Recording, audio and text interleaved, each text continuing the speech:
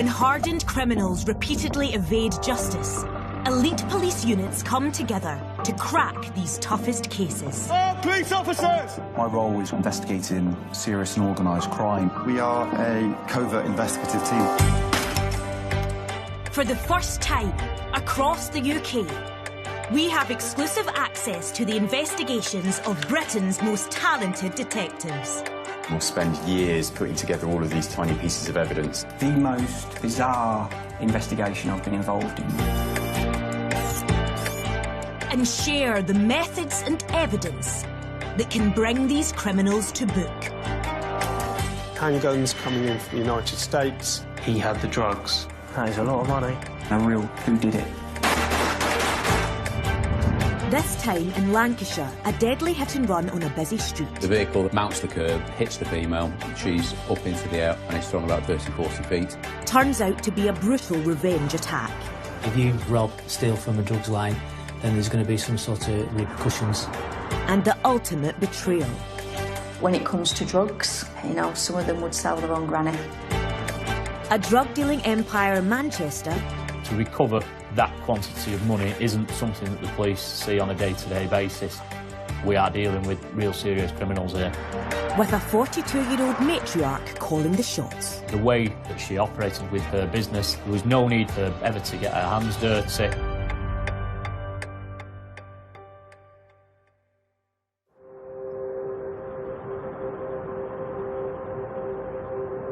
I've only ever worked in Lancashire, so I think I know the Lancashire folk. It has a real mix. The diverse communities we have, it's a great place to work and live. Always wanted to join the police.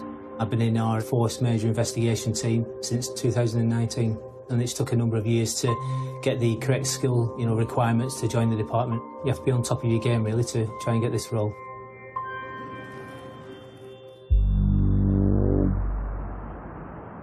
On the night of the 19th of November 2019, police received numerous phone calls from members of the public reporting that somebody had been knocked down on King Street in Blackburn. We responded to that, thinking at that time, worst case, a hit and run. We had two people, unfortunately, laid on the floor, a male and a female, and the offending vehicle was nowhere to be seen. Then phone calls were made to our senior investigating officers to come and take command of that scene. Veteran officer D.I. Lee Wilson was drafted in to take charge. I very rarely worked over this side of the county. I tend to ply my trade over at the west side of the county. And I got the call from my superintendent, briefing, 9:30 tomorrow morning. Can you get yourself over and take charge of the investigation? I'm termed an SIO. Under me, I will have Detective Inspector, Detective Sergeants, and then we have a blend, really, of various disciplines. Two of the key players on this investigation were DS Mark Brennan, who was the allocator receiver. That's an absolutely key role. My role is running the inquiry team. You understand the direction the boss wants to go in, and you're giving that out to the proper workers, often in the investigation, and they're feeding back to you, their inquiries that they're doing. DC Lisa Bennett was the lead flow. Lisa will flag up the family's concerns, almost champion the family's corner within the investigation. You're there as the point of contact between the investigation team and the family, feeding the family updates and also trying to extract as much information as you can from the family about the victim to try and find out why it's happened. With a team in place, they launched Operation Woodford to investigate the crime. There appeared to be something more than a, dare I say it, routine road traffic accident. This was not a vehicle with a blown tyre, a vehicle with defective steering. Watching that video on that first morning, this is clearly more sinister. This looks like a targeted attack. The female victim, single mum Alison McBlain, had suffered horrific injuries and was in a critical condition. Family Liaison Officer DC Lisa Bennett was called in. I was asked to go to Royal Blackburn Hospital to speak to the family of Alison McBlain. I remember getting to the hospital and speaking with Sharon, who was Alison's mum. I remember myself sitting them down and explaining that we were treating it as a criminal investigation, that it wasn't an accident.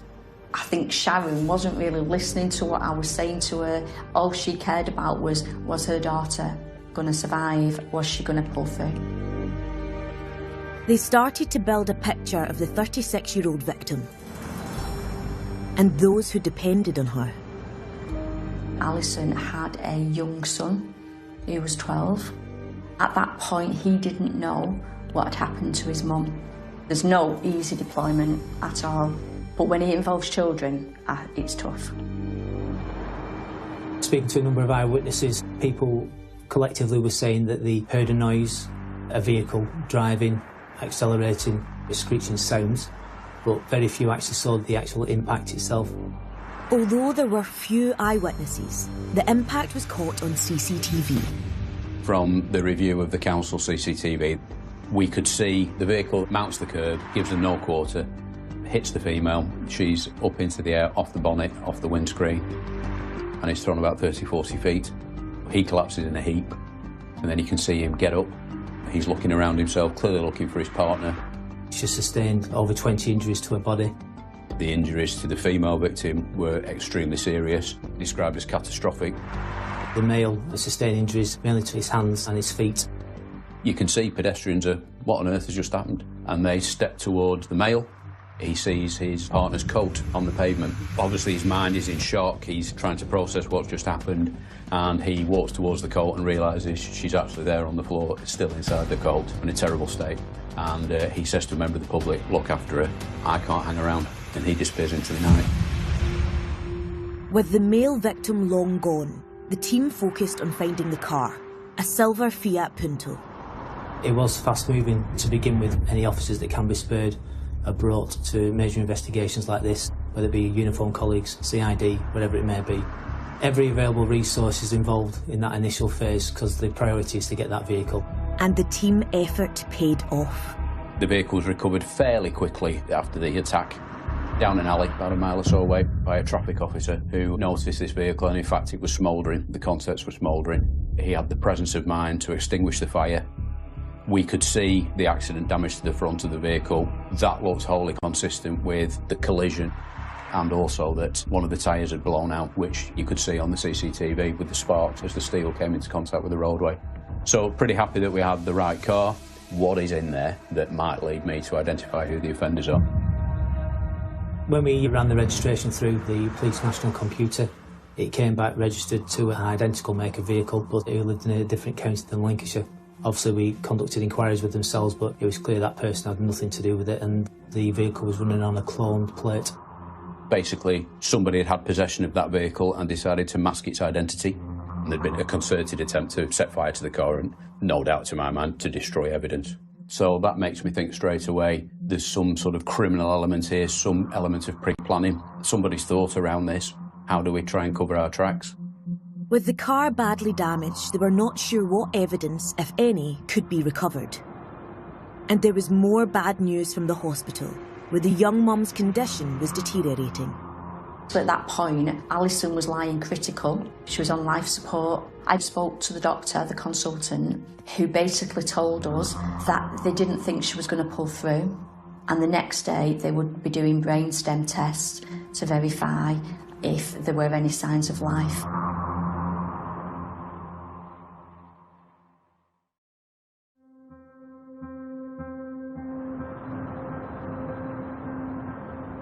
Lancashire police had received reports of a serious hit-and-run with 2 people injured. But it quickly became apparent this was no tragic accident. This was not a vehicle with a blown tyre, a vehicle with defective steering. This looks like a targeted attack. One of the victims who had been hit had quickly fled the scene, but the other, Alison McBlain, a mum of 1, was taken to hospital in a coma.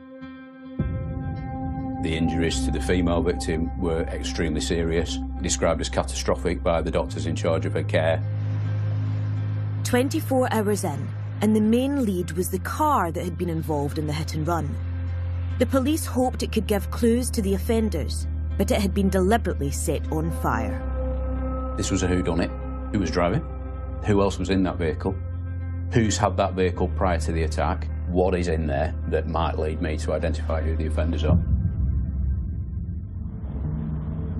There was very little on police systems around that car being used in Blackburn prior to the attack, so we really didn't have anything to put somebody in the driver's seat. There he is.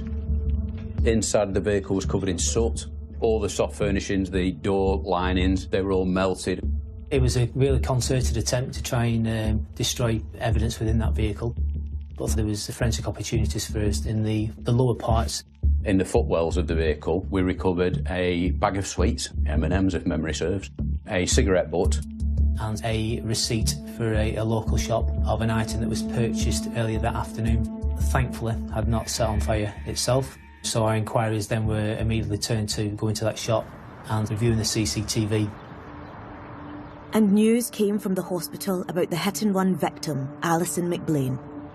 And it all seemed to happen very quickly, that they told the family, unfortunately, there was nothing more they could do for Alison. They just turned the machine off and then she's gone.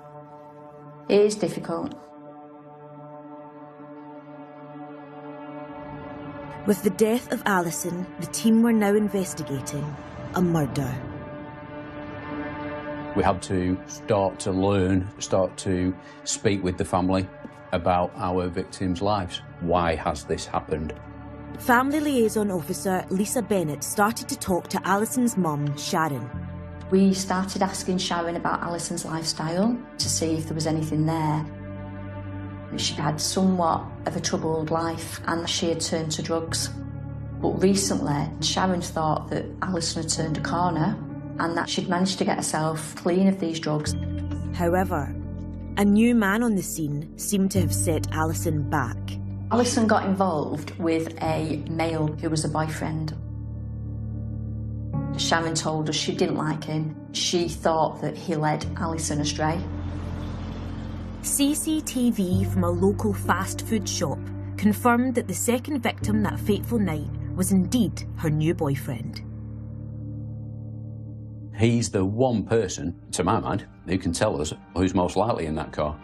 And I couldn't get to him because I couldn't find him. And I had to devote a lot of resources to getting hold of him. But eventually he came good. He's not the type of person who would want to speak to police officers readily, normally, but he did. He was quite open with us, admitted to being himself a drug user. He gave us the background and the reasons to why they were targeted. The evening prior to the murder taking place, he had stolen some drugs off another individual. We then started to paint a picture that it was those individuals we were interested in. So our two victims have been responsible for placing an order for drugs via this bully line, as it was called, this organised crime group, to purchase drugs.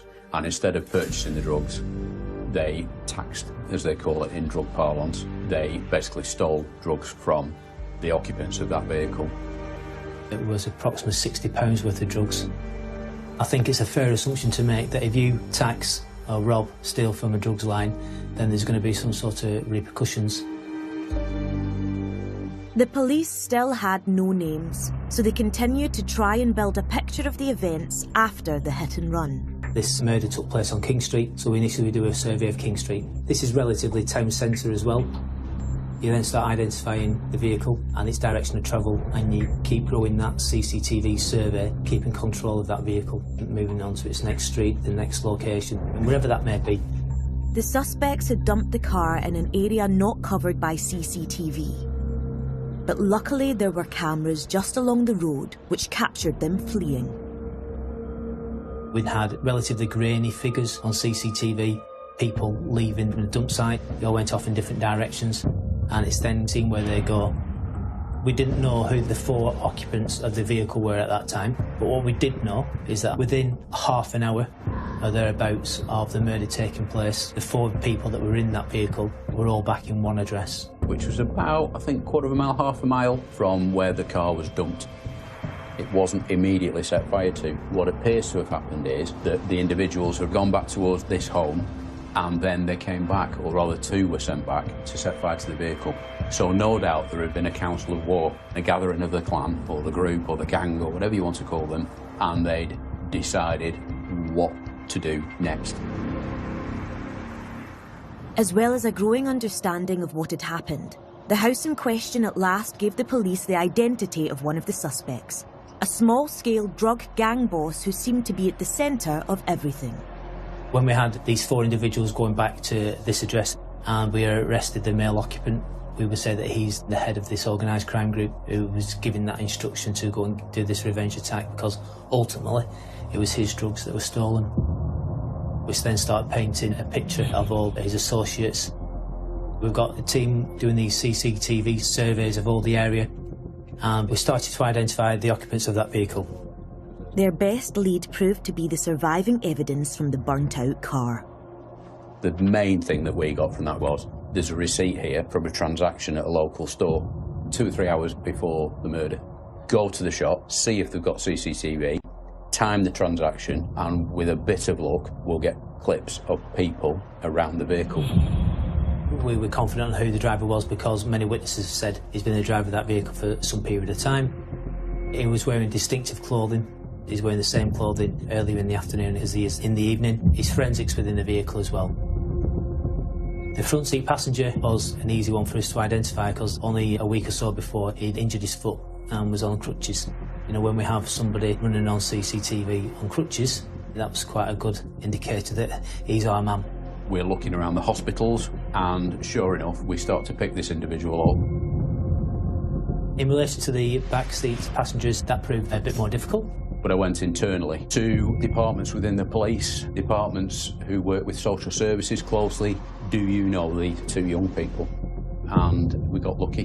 One of them was correctly identified. The 4th one was our trickiest customer in relation to trying to identify who that final passenger was.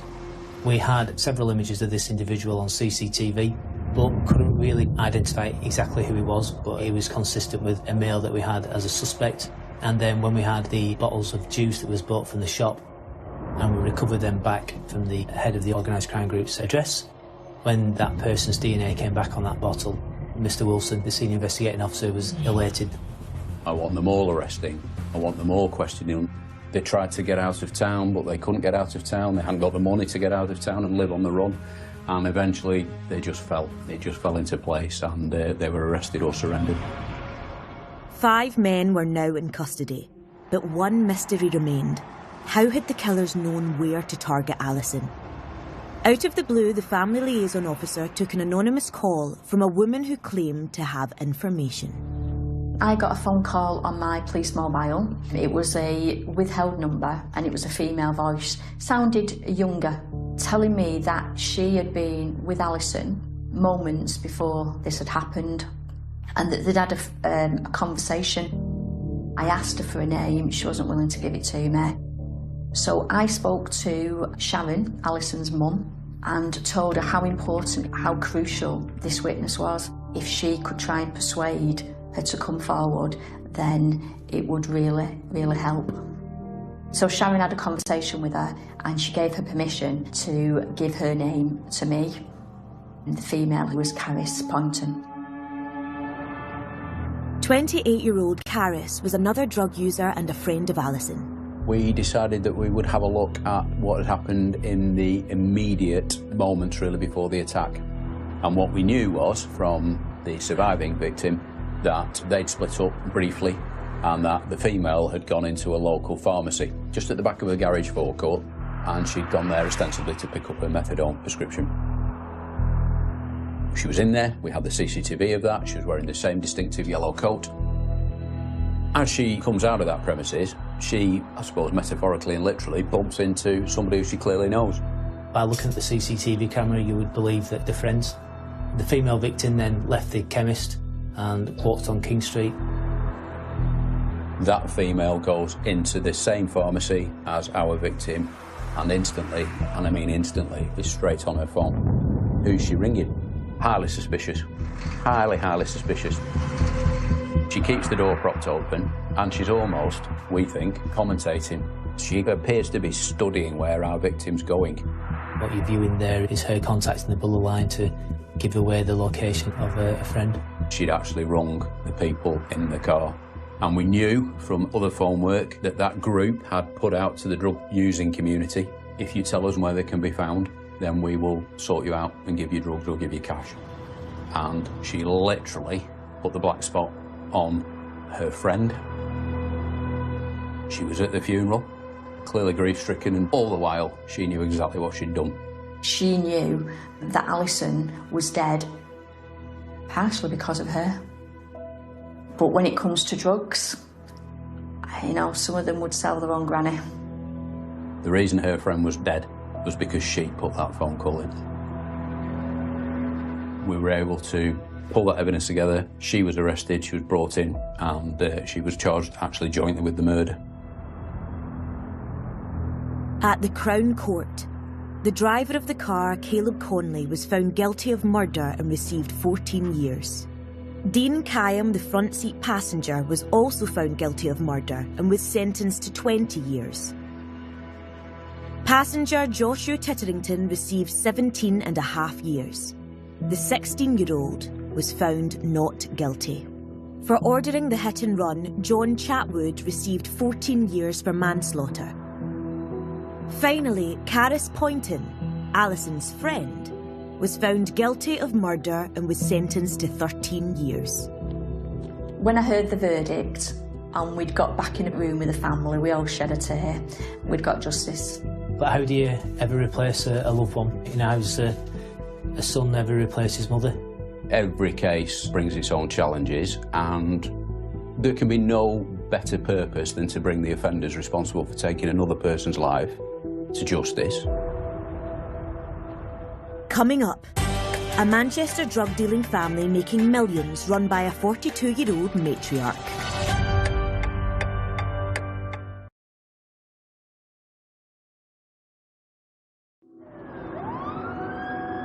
From March 2020 to 2021, there were over 200,000 drug offences recorded in England and Wales. That's a leap of almost 20% on the year before. In Greater Manchester in 2019, there were over 196 deaths from the misuse of illegal drugs, the highest figure since 1993.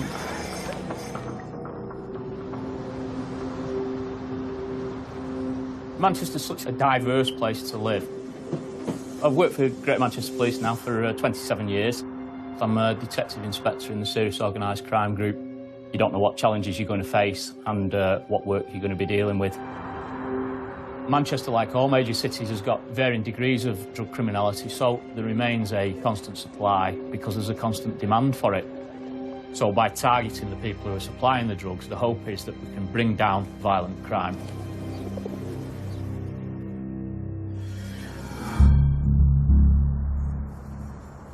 One family of criminals well known to the serious and organised crime group are the Dins. Who'd previously been known to the police some years ago when 3 members of the family had been arrested in connection with the supply of large amounts of Class A drugs.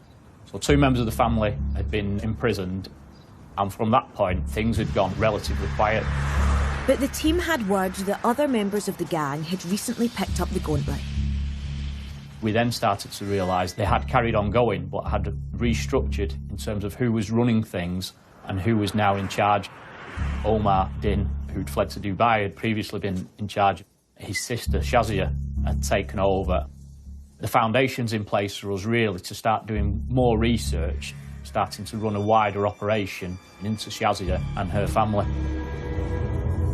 To find out the scale of the drug dealing, DI Smethurst built a team, including an officer with specialist gang knowledge, DC Chris. Chris is a real enthusiastic officer, very, very passionate about his role, and expects the same from his colleagues, basically, in terms of if he's giving 120%, he expects other people to be giving exactly the same. DC Chris still works undercover, and his identity needs to remain hidden.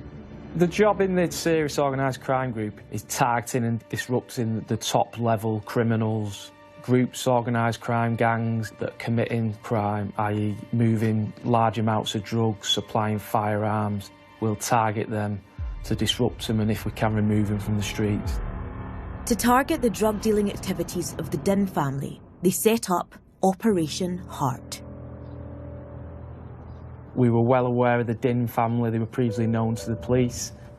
Abia Din had been convicted for supplying kilo amounts of cocaine in the Salford area years earlier, and now was on licence, and the information was now saying that another sibling, Shazia Din, had taken up the mantle of supplying those drugs. We will use a lot of surveillance, so we started to try and gain an understanding of Shazia's lifestyle and how she was coming by the income and the money that she seemed to have. But on closer investigation, the family business and online beauty shop did not appear to be generating this amount of cash. As we looked more into it, finances that were being declared by this business in terms of the profits that it was making, it didn't support the lifestyle that was being led by members of the Din family. The business sold everything from body lotion to mascara online, but nowhere near the volumes to account for their spending. That started to raise concerns, and we started to ask the question, well, where's the rest of this money coming from that they're spending, that they're living the lifestyle with, because it's not being generated legitimately. The team began surveillance of the rumoured new boss, 42-year-old Shazia Din. Other than meeting with family members, the only other person really that we could see any contact with her was the man from Doncaster called Peter Rafter. He had previous convictions for being involved in supplying kilo amounts of Class A drugs. Rafter was well known within the criminal community within South Yorkshire. Surveillance officers observed Peter Rafter meeting Shazia Din quite frequently at various locations. That again raises more alarm bells with us. What is the relationship between these two people? So we started to try to gain an understanding of what that relationship was about and why it existed. Shazia and Peter Rafter would meet up, and it was almost like instructions were verbally given face to face, and then Peter Rafter would go away and conduct the exchanges, i.e. passing cash or moving drugs. Peter Rafter seemed to be a man who was connected with members of other criminal groups and would offer us opportunities to try and evidence the criminality of the gang. If we were going to be successful in investigating this group, he was going to be our way in. The team continued to watch Peter Rafter in the hope that he would lead them to the bigger prize, Shazia Din, but soon became frustrated that Shazia was never seen to be directly involved. Peter Rafter was observed meeting Shazia Din in Bury. After some communication, Peter Rafter then drove around the corner where he was observed meeting a courier and passing him a bag. The courier then drove with this bag to another part of Manchester where he was then stopped by a traffic patrol. The courier was arrested. He had a hold all with a large amount of cash. That money had been brought from a customer in South Yorkshire by Peter Rafter. Rafter was not arrested, but along with the courier and cash, the police seized a mobile phone. We were then able to establish his cell site, his call records, who he's in contact with and his movements, to establish how the couriers for this organised crime group were working. Just as they were starting to build a picture of the structure of the drug-dealing gang and its expansion in South Yorkshire, news came through which forced their hand. In an ideal world, we wanted to allow Peter Rafter to carry on out and about, meeting other criminals so as we would gain a better understanding of who else was involved with the group. We then received some other intelligence to say that Peter Rafter might have possession of a firearm. That in itself, obviously, is something that the police need to react to, and it became paramount for me that we either proved or disproved that intelligence, and the only way we could do that was by stopping Peter Rafter and then searching him, his vehicle and his properties. Peter Rafter was stopped in his van and he was found in possession of a revolver and ammunition, so he was subsequently arrested. Upon his person, he had keys to another vehicle which was parked outside his home address. Within that van was 28 kilos of amphetamine and 1 kilo of heroin. Peter Rafter received a lengthy custodial sentence. He got 12 years in total. Taking Rafter off the streets was vital, but it had a massive impact on the broader year-long investigation into the Dins. We were left now with Shazia and a vacuum in terms of who's now working for Shazia. As an investigation, it was almost a setback because Rafter was central to everything we were trying to achieve.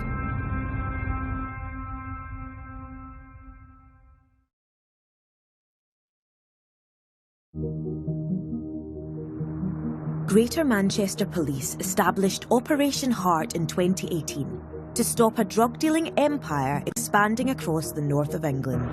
The gang was led by 42-year-old Shazia Din. We started to try and gain an understanding of Shazia's lifestyle and how she was coming by the income and the money that she seemed to have. Their first line of investigation had been Shazia's courier, Peter Rafter, but his early arrest set the investigation back months. Rafter was central to everything we were trying to achieve, and that is a frustration for me. A second line of attack was to focus on other members of Shazia Din's family. We started to work out that her son Hassan was quite involved with the crime group and that he was potentially working on Shazia's behalf. We established that Hassan had got control of a new apartment within Bury Town Centre and wasn't living there. That had all the hallmarks that it was being used as a criminal safe house. We observed Hassan Din leaving in possession of a large, heavy hold-all. At this point, Abia Din pulls up in her Mercedes vehicle and Hassan Din enters with this large, heavy bag. Abia then drives a short distance around the corner to a car park where Hassan exits Abia's vehicle in possession of this bag and places it into the boot of his own vehicle. Surveillance officers then observed Hassan drive with this bag up to a location north of Bury. At this location, Hassan met with a drugs courier who had a small white van. Surveillance officer observed the courier approach Hassan Din in the driver's seat and show him what we believe to be an encrypted phone as ratification that he was meeting the right person, because couriers don't always know who they're meeting, so passwords can be passed so you know you're meeting the correct individual. The courier then removed this hold-all from Hassan's vehicle and placed it into his home vehicle. The courier then drove from Bury all the way to South Manchester. We decided to follow that bag, and in turn that bag was then handed over to somebody else. And because there'd been a bit of a time delay between Hassan having had the bag and it being in the hands of the third party, we decided to stop the third party. And when we did so, we found that the bag contained over £170,000 in cash. The other man turned out to be a money launderer, and although Hassan had been involved, there was not enough evidence to charge him. To recover that quantity of money isn't something that the police see on a day-to-day basis. It has real alarm bells ringing. We are dealing with real serious criminals here. A significant amount of cash that we could directly link to the Dins, but we didn't have any Class A drugs at this point that we could directly link to Hassan, Shazia and Abia. So the investigation operation had to continue. A week later, Hassan Din was arrested for a completely unrelated matter, and the team got access to the flat in Bury. We obtained the key and the key fob to the apartment at the Rock in Bury, where we had seen him leaving that apartment with this large amount of cash. And we went and searched the apartment. In the kitchen, there was a cash counting machine and a large amount of cash, £66,000 vacuum packed on the kitchen worktop. And there was a set of digital scales which had traces of cocaine, which we believe was for weighing large amounts of Class A drugs. With only traces of cocaine, they still didn't have enough evidence to secure any conviction, and certainly nothing to tie in Shazia. Throughout the investigation, the team were also working to target lower-level members of the drugs network. We were now starting to cause real problems for Shazia, but for whatever reason, it just didn't seem to deter Shazia from being involved in this criminality. And we still continue to see the patterns of telephone calls and the movement between members of the Great Manchester community across to Doncaster at the relevant times when the phone calls were going on. We reacted to those on about another 2 or 3 occasions. Even with multiple arrests, none of the foot soldiers could point the finger at suspected boss Shazia. Even though people working for them are getting stopped and arrested in possession of drugs and cash, they're never going to be able to name the Din family because they don't know who they are. They carried on continuing with their business. The investigation had a third way into Shazia's empire. and it began only a month after the jailing of the original Din courier, Peter Rafter. The team had seen Shazia Din at a meeting outside Doncaster prison. It was a real surprise when we saw Shazia meet up with Natalie Rafter, who was Peter's daughter. Shazia had a pre-arranged visit with Natalie Rafter to see him in the prison with Peter Rafter's grandchild, Natalie's 2-year-old son as well. We'd had contact between Natalie and Shazia before on the phones. We'd seen that through telephone calls. After the prison visit, Natalie Rafter was observed passing large amounts of cash to Shazia Din. It was bundles of cash being put in the boot of Shazia's vehicle. Having visited her father, who's in prison for drugs offences, and then committing a criminal act in the car park of the prison in full view of everybody, Natalie Rafter had become involved in this conspiracy. We then started to work on the view that actually Natalie was now running the Doncaster side of the organised crime group. So we started to look at the relationship between Shazia and Natalie Rafter and started to try and make some sense around who Natalie Rafter was speaking to. And from that we established that she was having contact with a number of criminal groups within Doncaster. And we worked out that at various times when Natalie was in contact with Shazia, a short time later would then be a supply of drugs over into Doncaster. We were able to deploy surveillance and we captured a man called Lee Davis. We saw him meet up with a group from Doncaster and we saw a package get exchanged.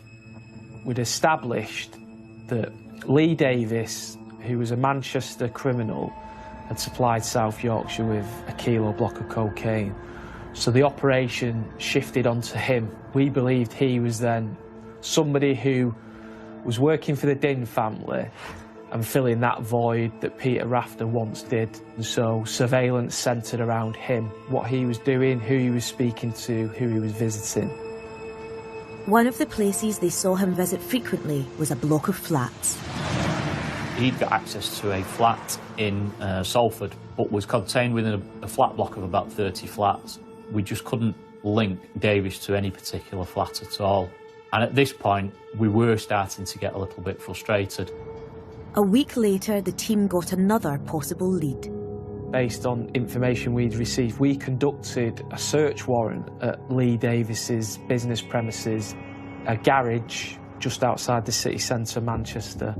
Lee Davis wasn't present, but within that mechanics garage we discovered several kilos of heroin and we recovered a hydraulic press which was used in the production of heroin. And this is where things took a little bit of a twist really, and sometimes you just got to take a bit of a punt with information. I made a decision that night we would deploy surveillance to the area of this flat in Salford and just see whether we could link Davis to the flat and whether the intelligence that I'd had was correct. And lo and behold, as I was there on surveillance myself, having turned out just in my flip-flops, my shorts and a t-shirt, Davis came to the flat in his van and he came out of the flat block carrying a cardboard box. We decided to go over and speak to Davis and just to see what was in the box. And when we stopped and searched him, within the box were 12 kilos of heroin. And we had Davis arrested in possession at that time with 12 kilos of heroin. We then discovered Lee Davis was in possession of keys to a flat within this flat block. Within there we've discovered another 16 kilograms of heroin. So in total, 28 kilograms of heroin with a potential street value of over £2.8 million. When Lee Davis was arrested, he hadn't time to turn off his encrypted mobile phone. Because he just wasn't expecting us at that time. It enabled us to get access to his phones. We were able to then show his links back in to Shazia and to Hassan and to other members of the Din family. So Shazia sits at the top, keeping her hands clean, and Lee Davis was effectively doing a lot of the dirty work for the family. He was the man storing the drugs, he was the man moving the drugs around.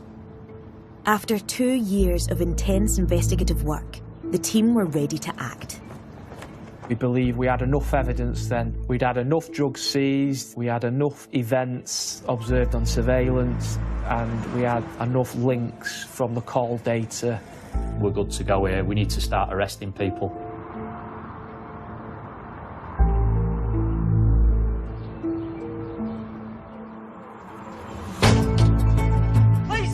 were taking out Shazia and her sister Abia.